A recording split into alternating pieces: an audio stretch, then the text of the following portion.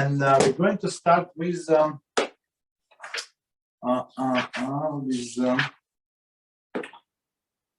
Sefer Shmiras Haloshon. And I'm on page 231,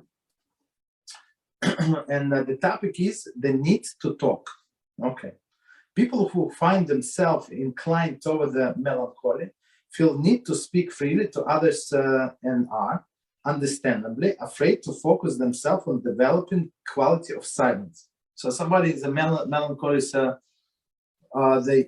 they need to talk, and some people they need to talk a lot. That's the problem, right?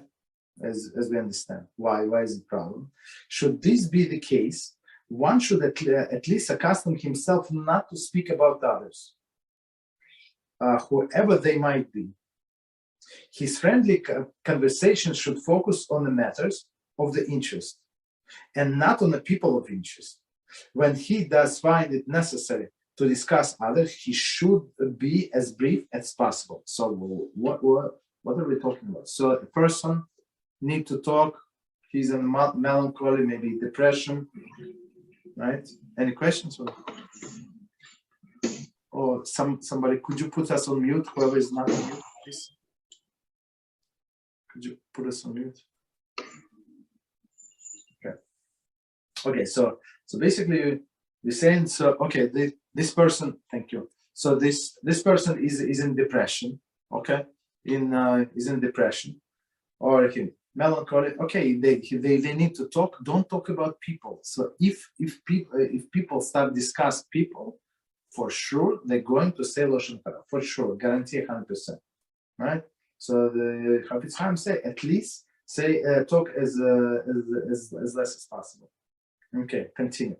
I have heard it said regarding the great Torah genius, regarding Rabbi Raphael of Hamburg, that he resigned his post as a rabbi 4 years prior to his passing.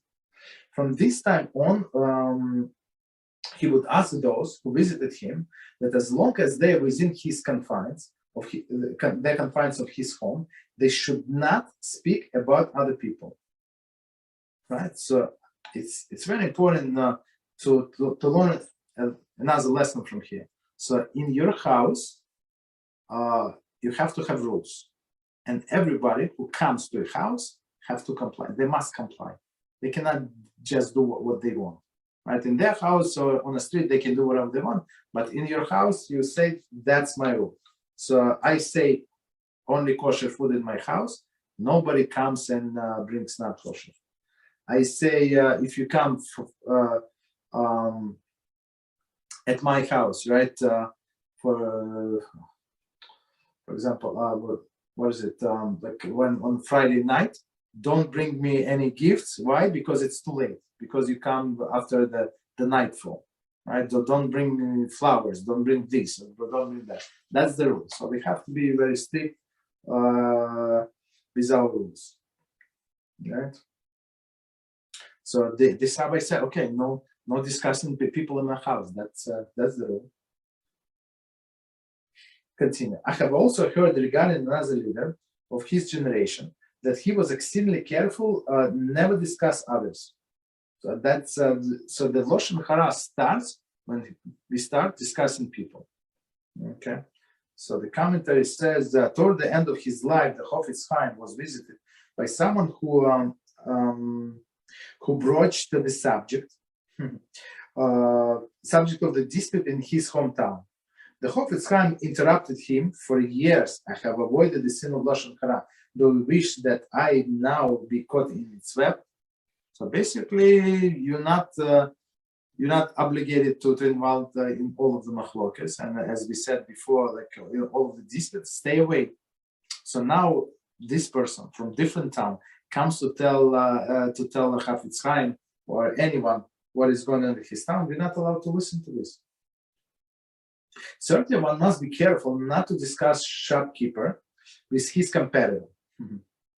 So a person can say, look, you give us such a nice service, but this guy 2 blocks from here, not good. So basically, like you you prompt this shopkeeper start talking about his competitor. That's your fault, basically, right? Nor a craftsman with the other members of his craft. Such conversation often lead to Lashon Hara. I mean, I would say always, especially when the shopkeepers or craftsmen are known to bear ill will toward one another. I mean, I think they would always bear ill will unless they're very religious. Why? Because the guy would say, look, I've been in this neighborhood for 20 years. So this guy moved in. So now he steals my parnasa. I mean, okay, he might say that. Continue.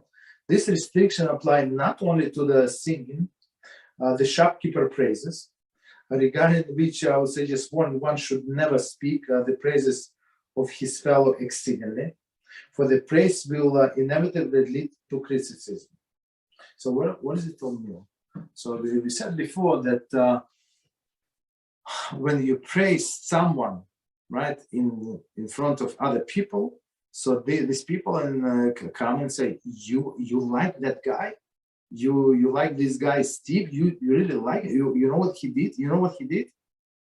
And then he scratched this car and that car, and he did this and that, and he borrowed money from this guy and that guy. So basically, it's true, not true, it doesn't make any difference. But because we try to give somebody compliment in front of the other people, it turned out the opposite. Right? So, and again, it's our fault. So why? Because we had to learn what Chofetz Chaim has to say.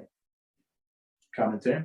When one praises another exceedingly, so basically, if it's your mutual friend and you hold very high of him, so there's no problem. Not exceedingly, up to, right, not too much, basically, right? So in this case, it would be permitted, but otherwise, it's not permitted. When one praises another person's exceedingly, it is inevitable that the speaker or someone else present will point out to one or more subject faults, right? One should refrain entirely from discussing an individual with a person's competitor. Okay. You can ask them. So how's this competition? New guy that moved in. I mean, that's you playing with atomic bomb. I mean, he's going to tell everything that he thinks about this guy. So absolutely not allowed. Right? For the listener will quite possibly steer the conversation in the direction and will allow himself to vent the negative feelings. If one finds it absolutely necessary to engage in such discussion, I'm not sure why. I mean, okay, for some constructive purpose, okay, there are constructive purposes, he should keep the conversation as brief as possible. Otherwise, it will inevitably lead to Lashon Hara. So as we said before, there is some situations when we are allowed to speak Lashon Hara for constructive purpose, right? But it must be as short as possible.